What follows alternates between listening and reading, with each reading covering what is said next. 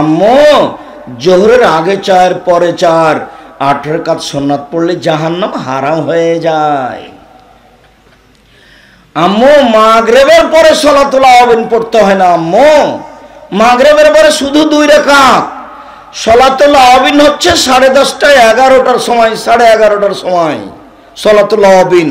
ওই শব্দটা আল্লাহর নবী নিজে উচ্চারণ করে বলেছেন সালাতুল আওয়াবিন। আম্মু চাস্তের সালাতের চেয়ে সালাতুল আওয়াবিন বেশি দামি। কখন? 10:30 11টা 11:30টার সময়। আম্মু বিদ্যা, বলো তো তোমার মা তোমাকে কি বিদ্যা শিখিয়েছে?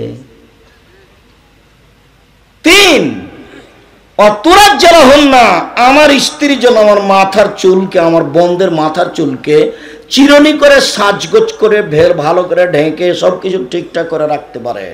আমার স্ত্রী যেন আমার বোনদের মাথার চুলকে চিরুনি করে সুন্দর করে পরিপাটি করে সাজগোজ করে রাখতে পারে, এই জন্য আমি আমার বোনদের সমবয়সের মেয়েকে বিবাহ করিনি। আমি তালাক প্রাপ্ত মেয়েকে বিবাহ করেছি যাতে এগুলি পারে। এইবার আমি আপনাকে বলি, আপনার স্ত্রী এখানে বসে আছে, আপনার মেয়েটা ক্লাস 10-এ পড়ে, পাশে বসে আছে গল্প করছে, মাথায় পাঞ্জার চুল আছে, শীতের দিনে চুল ছাড়া আছে। বলেন তো আপনার স্ত্রী কি শিষ্টাচার শিখিয়েছে বাচ্চাকে? আসলেই কি এটা আপনার স্ত্রী, না কিভাবে আপনি সংসার করছেন? না এটা আপনার সৎ স্ত্রী? এগুলো বাচ্চাকে দেখে না। স্ত্রী সৎ হয়, স্ত্রী সৎ হয় না, ঠিক বলেছেন। এটা কি বাচ্চার সৎ মা, মানে পরের স্ত্রী? এটা কি আপনার আর একজন স্ত্রী? আল্লাহ রহম করো, সৎ মা। জি।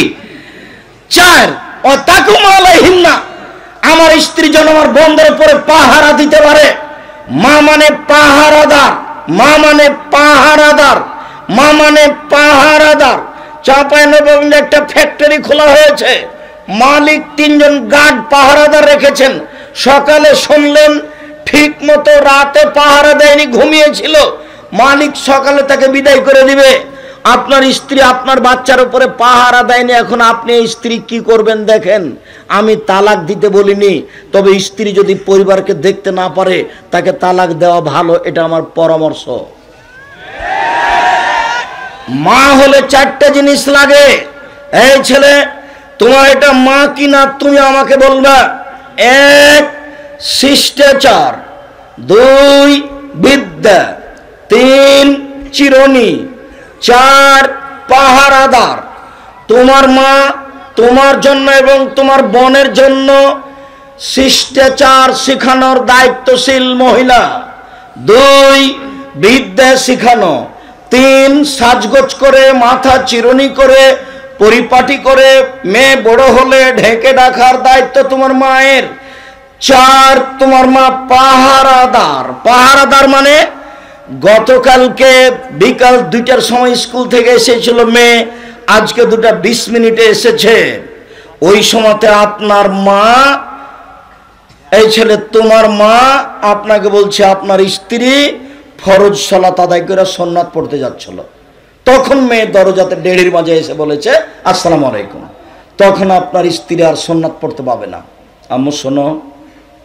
কি আম্মু? কালকে 2টা এসেছিলে, আজকে 2টা 20 বাজলো কেন?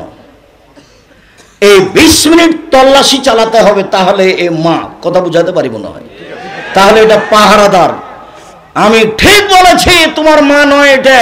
তোমার মা এ কথা ঠিক, তবে আসলে মায়ের দায়িত্ব পালন করেনি। হয় খালা, না হলে সৎ মা। এ কথাই ঠিক। ও খালার স্থানে আছে, ও সৎ মায়ের স্থানে আছে। তুমি তোমার মাকে বলে দিও আম্মা 4টা জিনিস করা লাগে মা হয়ে থাকলে। 1 শিষ্টাচার শিখাতে হবে আম্মু, 2 বিদ্যা শিখাতে হবে আম্মু আপনাকে, 3 বোনেরাকে আমাকে পরিপাটি করে রাখতে হবে আম্মু। দেখুন তো আমার মাথায় ছাতা চুল, ওপরে একটু আছে, চতুর্দিক চাঁচা আছে। এটার নাম কাজা, এটার নাম হারাম। এটা কি? এটার নাম কাজা, এটা হারাম।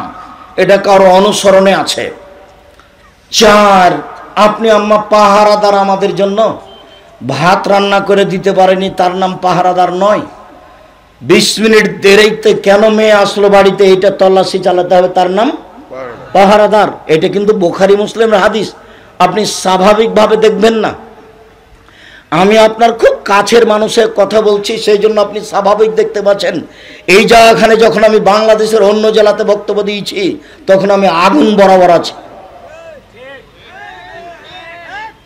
তখন মাঠ ঘাট এমন হয়ে গেছে, মনে হচ্ছে যে কিয়ামত শুরু হয়ে গেছে। এই অবস্থায় আমি এখানে থেকেছি। আমি আজকে বাড়ির মানুষ হিসাবে কথা বলছি, যার কারণে আপনি আমার অবস্থা এরকম আজ করছে। সম্মানিত দিনী ভাই বোন, আমি আপনার ওই অংশ ছেড়ে আজকের আলোচনার প্রারম্ভে আর একটা ছোট্ট আলোচনা করতে চেয়েছি। সেটা হলো আন্তর্জাতিক ফুটবল জুয়া কিনা। আন্তর্জাতিক ফুটবল খেলা জুয়া, এ কথাই চূড়ান্ত। ধারাবাহিকভাবে আমি কয়েকটা হাদিস আয়াত পেশ করছি, আপনি দেখুন।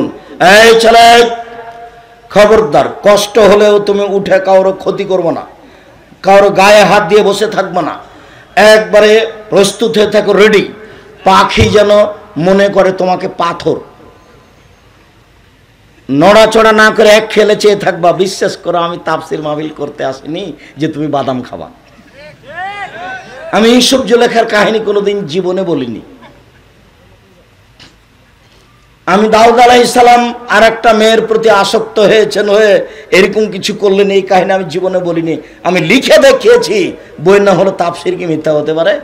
মানে ওই বই যত তাফসির আছে সবই মিথ্যা। তাফসির মাহফিল ঠেকানোর জন্য এটা লিখেছি।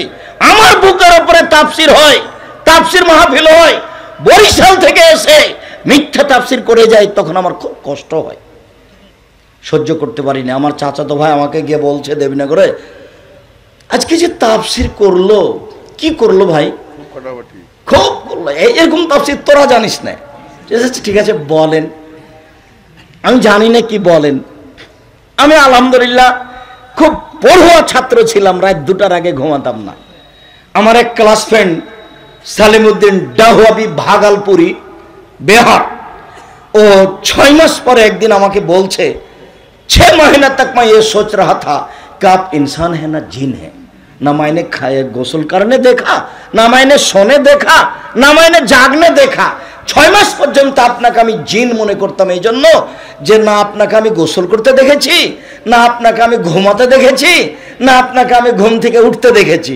কেন? আমি সবার পরে ঘুমিয়েছি, তখন আমাকে কেউ ঘুমাতে দেখেনি। আমি সবার আগে উঠেছি, তখন আমাকে কেউ জাগতেও দেখেনি। ওই সময় ছিল গরমের টাইম, আমি রাতে গোসল করতাম, তখন আর কেউ গোসল করতে দেখেনি, যার কারণে এটা সন্দেহ হচ্ছে। আর আমি 7 दिन পর একদিন 2 तला থেকে নিচে নামতাম।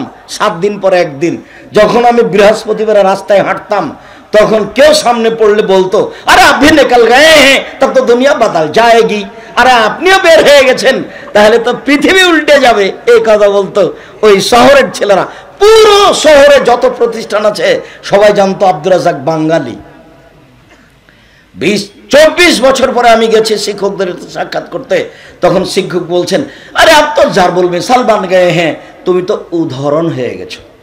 মানে ছাত্রদেরকে যখন উপদেশ দিই তখন তোমার নাম বলে বলি, তার মানে তুমি এখন আমার ছাত্রদের জন্য কি হয়ে গেছো? উদাহরণ হয়ে গেছো। আমি শিক্ষকের কথা নকল করছি। সময় আমাকে কোনোদিন ফাঁকি দিতে পারেনি। মানে আমি এখানে বসে থাকলাম, ওখানে বসে থাকলাম, এর সাথে গল্প করলাম, এরকম করেনি। তবু কিছু সময় নষ্ট হয়েছে নাচল মাদ্রাসায়।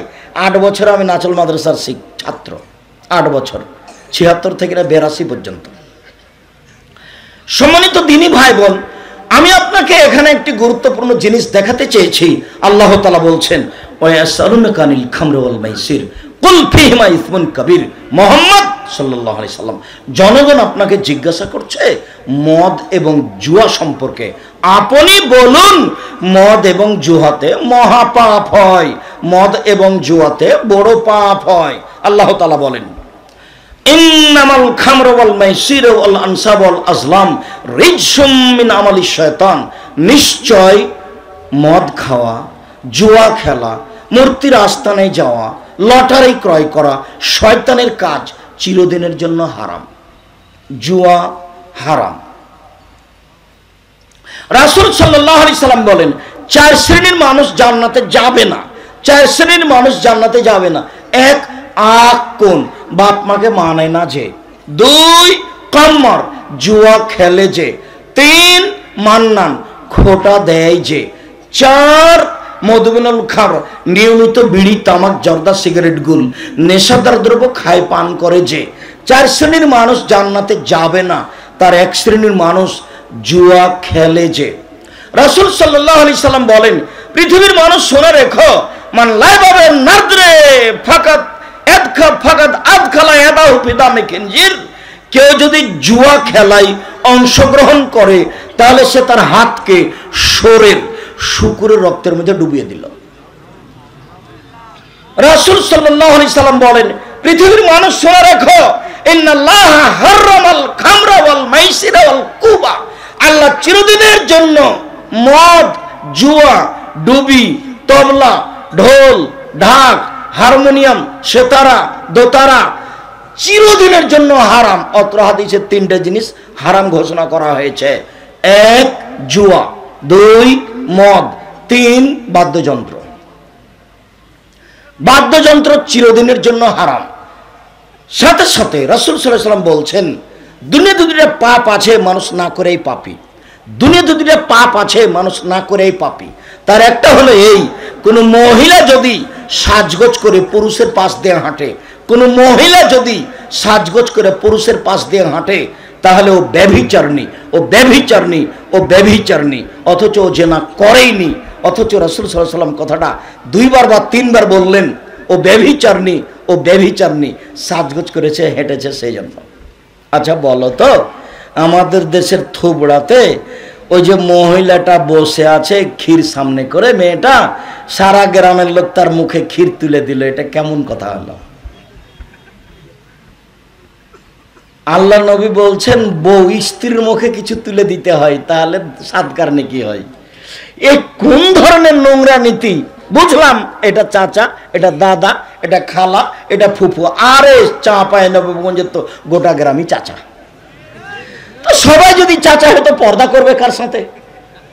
সবাই যদি ভাই হয় তাহলে পর্দা করবে কার সাথে? তাহলে পর্দা লাগবে না, পর্দা উঠে গেছে গ্রাম থেকে, ওটা চাচা, এটা ভাই। তো এখন ভাই নিজের ভাই না চাচা, নিজের চাচা না কি, মানুষ তার একটু ভাবে না। নিজ চাচা ছাড়া, চাচা তো নিজ চাচা তো চাচার সাথে বিবাহ জায়েজ, নিজ চাচা ছাড়া। তার মানে আমার দাদার 2-3টে ছেলে, এরা হলো আমার বোনের নিজ চাচা। আমার দাদার নিজ ভাই আছে, দাদার নিজ ভাই নাই, চাচা দাদা, ওদের ছেলেগুলো যেগুলো ছেলে মেয়ে আছে এর সাথে বিবাহ জায়েজ। নিজ চাচাতো বোনের সাথে বিবাহ জায়েজ, তখন নিজ চাচাতো বোনের মেয়েটা খালি বলছে মামা মামা, তো এখন মামার সাথে বিবাহ, আরে কেমন করে হয়ে গেল মামার সাথে বিবাহ হয়ে গেল ভাগ্নির? আরে ওর মাকে তো বিবাহ করা জায়েজ, চাচাতো বোনকে বিবাহ করা জায়েজ নয়? তো চাচাতো বোনকেই যদি বিবাহ করা চলে, তো চাচাতো বোনের বেটিকে চলে না? তো তাহলে কেমন হয়ে গেল? চাচাতো বোনের বেটি তো দিনরাত মামা ডাকে, ডাকুক, তাতে কি আছে? বিবাহ জায়েজ। কেন? ওর মাই তো জায়েজ, তো বেটি জায়েজ, উপরেরটাই তো জায়েজ, তো নিচে চলে গেছে তো বাদার যাওয়ালা জায়েজই, কোনো সমস্যা নেই।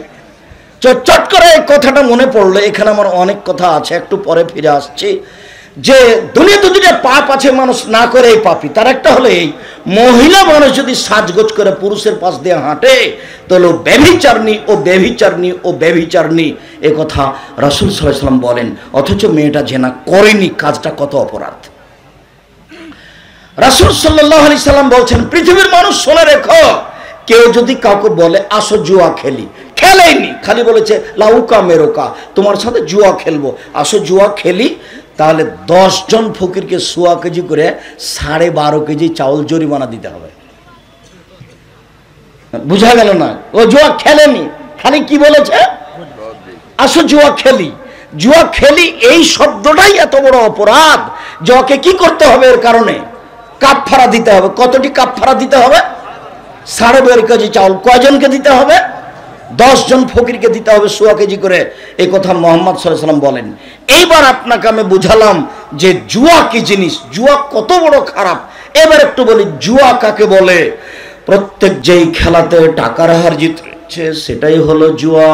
প্রত্যেক যেই খেলাতে টাকার হার জিত রয়েছে সেটাই হলো জুয়া। প্রত্যেক যেই খেলাতে টাকার হার জিত রয়েছে সেটাই হলো জুয়া। আমি খেলা বুঝতে পারি আর না পারি, যা এখন আছে, যা তখন ছিল, যা 100 বছর পরে জন্ম নেবে, প্রত্যেক যেই খেলাতে টাকার হার জিত হবে সেটার নাম কি? জুয়া। এখন দেখা যাক আন্তর্জাতিক ফুটবল খেলায় টাকার হার জিত আছে কিনা। শুধু টাকা নয়, বিলিয়ন বিলিয়ন ডলার খরচ আছে, ট্রিলিয়ন ডলার খরচ আছে, কোটি কোটি ডলার খরচ আছে। মানে পৃথিবীতে এর চেয়ে বড় জুয়া নয়, এর চেয়ে বড় জুয়া পৃথিবীতে নেই।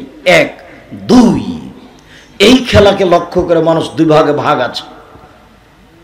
ও বলছে এ যদি জয় হয় তাহলে আমি গরু জবাই করব, এ যদি পরাজয় হয় তাহলে আমি আত্মহত্যা করব। 2 ভাগ হয়ে দিন রাত কাটাচ্ছে। 2টা ভাগ সবসময় হিংসা চলছে, মুখামুখি। কোথায় খেলা? ব্রাজিলে, আপনার কাতারে, আর আমরা এখানে একজন আর একজনের সাথে লেগে আছি। শুধু তাই না, আরো দেখাই, সারা পৃথিবী জুড়ে যত ফেস্টনে কাপড় কিনা হয়েছে পর্দায়, তাতে কত লক্ষ টাকার কাপড় আছে, মানুষের হিসাব নাই। ফেস্টন কেন? এই পতাকার জন্য কত কাপড় কিনা হয়েছে, কত লক্ষ টাকার কাপড় আছে, তার কোনো হিসাব না। আপনাকে আমি বলি, মাগুরা জেলায় একটা লোক জমি বিক্রি করে 7.5 কিলোমিটার লম্বা করে পতাকা ঝুলিয়েছে। ফেনী জেলায় একটা লোক 4.5 কিলোমিটার লম্বা করে পতাকা ঝুলিয়েছে। আপনাকে আমি বাস্তব বলছি। সাথে সাথে আরো এই খেলাকে লক্ষ্য করে সবাই হাততালি দিচ্ছে। হাততালি ইহুদি খ্রিস্টানদের কাজ। এই খেলাকে লক্ষ্য করে সারা পৃথিবীতে কত টিভি টেলিভিশন ব্যবহার হচ্ছে, কত খরচ আছে। সাথে সাথে কত কোটি কোটি নারী ল্যাংটা হয়ে নাচছে। সাথে সাথে সারা পৃথিবী জুড়ে কত মানুষ খেলা দেখার নামে কাতারে গিয়ে বাসা ভাড়া করে আছে। এই খবর কি জানেন? মানে সারা পৃথিবীর যারা বিত্তশালী তারা খেলা বাস্তব দেখার জন্য কোথায় গেছে? কাতার চলে গেছে, কাতারে বাসা ভাড়া করে আছে। সব মিলে দেখেন তো কত খরচ আছে। তারপরেও যদি এটা হারাম খেলা না হয়, তাহলে হারাম খেলা কোনটা? আমি বক্তব্যে বলেছি এই খেলাটা এত বড় হারাম, এই খেলাটা এত বড় হারাম, এই খেলাটা এত বড় হারাম যে এই খেলাটা যদি জিবরাইল আলাইহিস সালাম খেলেন একদিকে, আর একদিকে মালাকুল মউত যদি হন, আর এটা কাবা ঘরের মাঠে যদি হয় তবুও হারাম। বুঝাতে পারিনি আমি কত দূরে গেছি। খেলার একদিকের প্লেয়ার কে? জিবরাইল আলাইহিস সালামের। একদিকের কে? আজরাইল, মালাকুল মউত। খেলাটা হচ্ছে কোথায়? কাবা ঘরের মাঠে, তবুও হারাম। এই খেলার গল্প যেখানে চলে সেখানে বসে থাকাও হারাম। এবার আপাতত এইটুকু কথা শেষ করার আগে আর একটু কথা আছে। এই ছেলে তুমি চিনতে পারোনি, ওরা কারা? ওরা হলো ইহুদি, ওরা হলো খ্রিস্টান। ওরা ইহুদি, ওরা খ্রিস্টান, ওরা ইহুদি, ওরা খ্রিস্টান। ওরা আমাদের নবীকে বলেছেন ভুয়া নবী। ওরা আমাদের নবীকে বলেছে ভুয়া নবী। তাই আল্লাহ বলছেন লান তারজান কাল ইয়াহুদ ওয়ান নাসারা হাত্তা তাত্তাবা মিল্লাতাহুম। পৃথিবীর মানুষ শুনে রাখো, ইহুদি খ্রিস্টান তোমাকে কোনোদিন মেনে নেবে না। মুহাম্মদ, পৃথিবীর মানুষ শুনে রাখো, ইহুদি খ্রিস্টান মোহাম্মদকে কোনোদিন মেনে নেবে না। মোহাম্মদ আপনাকে ইহুদি খ্রিস্টান কোনোদিন মানবে না। আপনি ইহুদি হন, আপনি খ্রিস্টান হন, তাহলে আপনাকে মানবে। ইহুদি খ্রিস্টান আপনাকে কোনোদিন মানবে না। ইহুদি খ্রিস্টান বলছে আরে মোহাম্মদ আবার কেমন নবী? হ্যাঁ, মোহাম্মদ কেন নবী? নবী তো ইব্রাহিম, ইব্রাহিমের ছেলে ইসহাক, ইসহাকের ছেলে ইয়াকুব, ইয়াকুবের ছেলে ইউসুফ, ইউসুফ থেকে দাউদ সুলাইমান, দাউদ সুলাইমান থেকে হচ্ছে আপনার ঈসা মুসা। নবী তো এই লাইনে। হঠাৎ করে এই লাইন দিয়ে মোহাম্মদ কেন? না, মোহাম্মদ নবী নয়, এ ভুয়া নবী। এরা ইহুদি, এরা খ্রিস্টান। 1 মিনিট, যতবার সালাতে আপনি সূরা ফাতিহা পড়ছেন ততবার আপনি বলছেন গায়রিল মাগদুবি আলাইহিম ওয়ালাদ-দাল্লিন। আল্লাহ অভিশপ্ত ইহুদিদের পথ দেখায়ও না। আল্লাহ পথভ্রষ্ট খ্রিস্টানদের পথ দেখায়ও না। আল্লাহ অভিশপ্ত ইহুদিদের পথ দেখায় না। ওরা অভিশপ্ত, ওরা ভ্রান্ত, খ্রিস্টান ভ্রান্ত, ইহুদি অভিশপ্ত। কতক্ষণ ধরে বলছি তোমাকে আমিন, তুমি আমার দোয়াটা কবুল করো। সূরা ফাতিহাতে এভাবে বলছেন। কাকে বলছেন আপনি? ইহুদি খ্রিস্টানের ব্যাপারে আল্লাহকে বলছেন, এরা ইহুদি এরা খ্রিস্টান। আল্লাহ নবী বলছেন খালিফুল ইয়াহুদা ওয়ান নাসারা, পৃথিবীর মানুষ তোমরা ইহুদিদের বিরোধিতা করো, পৃথিবীর মানুষ তারা খ্রিস্টানের বিরোধিতা করো, পৃথিবীর মানুষ তোমরা ইহুদিদের বিরোধিতা করো, পৃথিবীর মানুষ তোমার খ্রিস্টানের বিরোধিতা করো। এই কথাগুলি কে বলছেন? মুহাম্মদ সাল্লাল্লাহু আলাইহি ওয়াসাল্লাম বলছেন। এই কথাগুলি কে বলছেন? মুহাম্মদ সাল্লাল্লাহু আলাইহি ওয়াসাল্লাম বলছেন। এবার একটা খুব গুরুত্বপূর্ণ মজার কথা আছে। মুহাম্মদ সাল্লাল্লাহু আলাইহি ওয়াসাল্লাম এতগুলি বলার পরে মক্কা থেকে মদিনায় আসলেন। মদিনায় এসে দেখলেন মদিনার লোকেরা মুহররমের 10 তারিখে রোজা থাকে, মুহররমের 10 তারিখে রোজা থাকে মদিনার ইহুদি খ্রিস্টানেরা। আল্লাহ নবী জিজ্ঞাসা করলেন, আরে শোনো শোনো শোনো, তোমরা মুহররমের 10 তারিখে রোজা থাকো কেন? ইহুদিরা বলল, কেন আপনি জানেন না? মুহররমের 10 তারিখ তো বড় দিন, এই দিনে আল্লাহ ফেরাউনকে ডুবিয়ে দিয়েছেন, এই দিনে আল্লাহ মুসাকে বাঁচিয়ে দিয়েছেন, এই দিনে আল্লাহ ফেরাউনকে ডুবিয়ে দিয়েছেন, এই দিনে আল্লাহ মুসাকে বাঁচিয়ে দিয়েছেন, এই দিন তো বড় দিন, সেই জন্য আল্লাহর শুকরিয়া আদায় করে, আল্লাহ তুমি এত বড় কাজ করেছো, কি করব তোমার আমরা শুকরিয়া আদায় করি, তাই মুহররমের 10 তারিখে সিয়াম থাকছি। তখন মুহাম্মদ সাল্লাল্লাহু আলাইহি ওয়াসাল্লাম বলছেন, আরে শোনো শোনো শোনো, শুকরিয়া আদায়ের ব্যাপারে আমি তোমাদের চেয়ে বেশি হক রাখি, আমিও মুহররমের 10 তারিখে সিয়াম থাকলাম। সঙ্গী সাথী সাহাবীগণ, তোমরাও মুহররমের 10 তারিখে সিয়াম থাকো। যেমন বলেছেন তেমনি সাহাবীগণ খেপে উঠে বলছেন, বলেন কি আপনি? মুহররমের 10 তারিখে সিয়াম থাকবো মানে? সিয়াম থাকবো কেন? থাকবো না। আপনি দিন রাত বলছেন তাদের বিরোধিতা করতে হবে। আচ্ছা আচ্ছা আচ্ছা আচ্ছা ঠিক আছে, থামো থামো থামো। শোনো, আমি যদি সামনে বছর বেঁচে থাকি তাহলে মুহররমের 9 তারিখও সিয়াম থাকবো। 9 তারিখ হবে বিরোধিতা, 10 তারিখ হবে শুকরিয়া। বুঝা গেল না কথা? মুহররমের সিয়াম কয়টা? 2টা।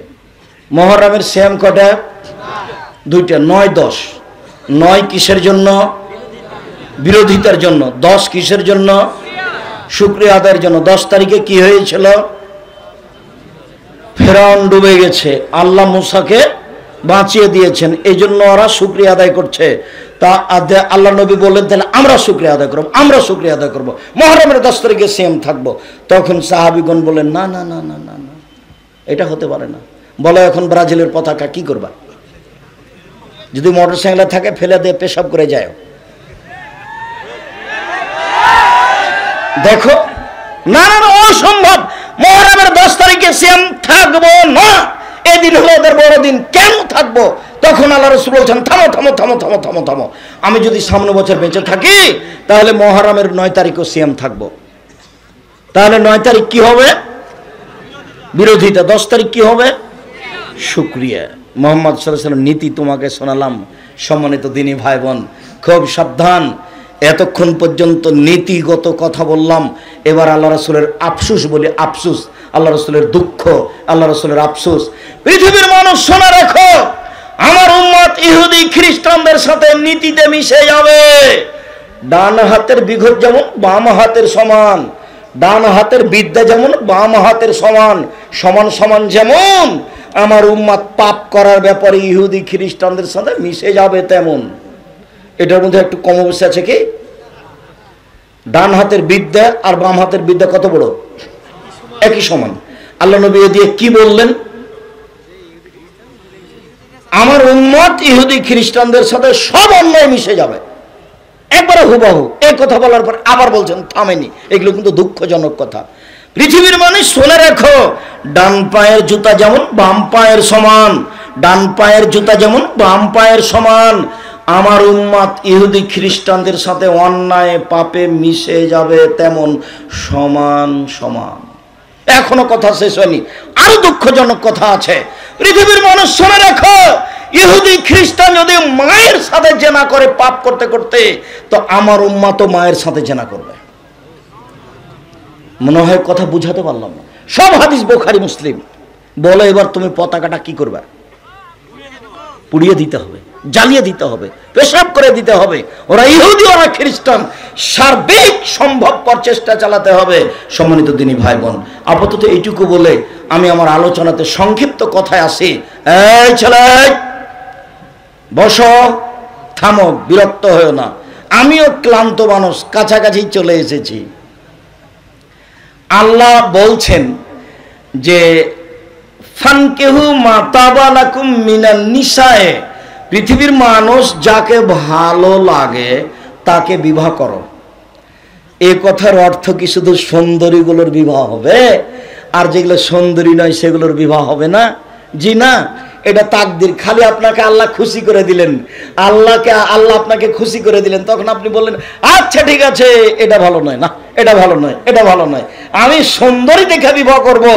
সুন্দরী দেখে বিবাহ করার সিদ্ধান্ত নিলেন, কিন্তু ঘুরতে ঘুরতে ঘুরতে ঘুরতে ঘুরতে যেটা তাকদিরে লেখা আছে সেটাই ঠিক। এটা যে আল্লাহ আপনাকে বললেন, খুশি করে দিলেন আল্লাহ আপনাকে, পৃথিবীর মানুষ যাকে ভালো লাগে বিবাহ করো, এটা খুশি করা হলো না? তখন তো আমি আর আপনি বলবো যে যেগুলো সুন্দরী নয় সেগুলো বাদ পড়ে যাবে। কিন্তু তাকদিরের কলকাতা উপরে আছে। এখন ঘুরতে ঘুরতে বলছে আম্মা ওই মেয়েটা সুন্দরী হলেও ওদের যেন বাড়ি ঘরটা কেমন লাগলো, আমাকে ভালো লাগলো না। আম্মা এই মেয়েটা সুন্দরী না হলো এদের সব সেট ভালো, আম্মা এটাই সিদ্ধান্ত নেন, আম্মা এটাই সিদ্ধান্ত নেন। এ দেখেন হয়ে গেছে, কলকাতা উপরে ঘুরছে, তার নাম তাকদীর। দুই, আল্লাহ বলছেন ফানকাহুন্না বিইজনি আহলিহিন্না ওয়াতুহুন্না উজুরাহুন্না, পৃথিবীর মানুষ মেয়েদেরকে বিবাহ করো, বাপকে বলে মোহর দিয়ে বিবাহ করো, চিরদিনের জন্য যৌতুক হারাম, চিরদিনের জন্য ফার্নিচার হারাম। যা খাট খাটলা চৌকি বাক্স তোমার শ্বশুর দিয়েছে, আগামীকাল সন্ধ্যা হতে হতে ফেরত দিতে হবে।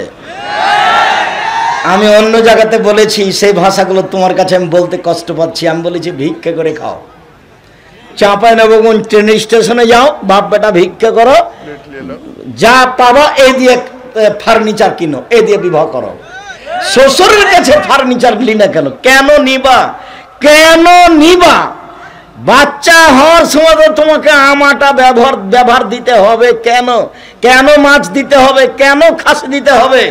তুমি দিয়ে আসো, তুমি বাপের বেটা, বাপ বেটা ইনকাম করে বিবাহ করতে গেছো। আল্লাহ তো বলেছেন টাকা থাকলে বিবাহ করো। নবী বলছেন পৃথিবীর মানুষ, যুবক দল শোনো, যার টাকা আছে সে বিবাহ করবা। টাকা যদি না থাকে তাহলে রোজা থাকো, রোজা থেকে থেকে থেকে যৌবন ধ্বংস করে দাও, বিবাহ করিও না। বিবাহ করলে কি লাগবে? টাকা লাগবে।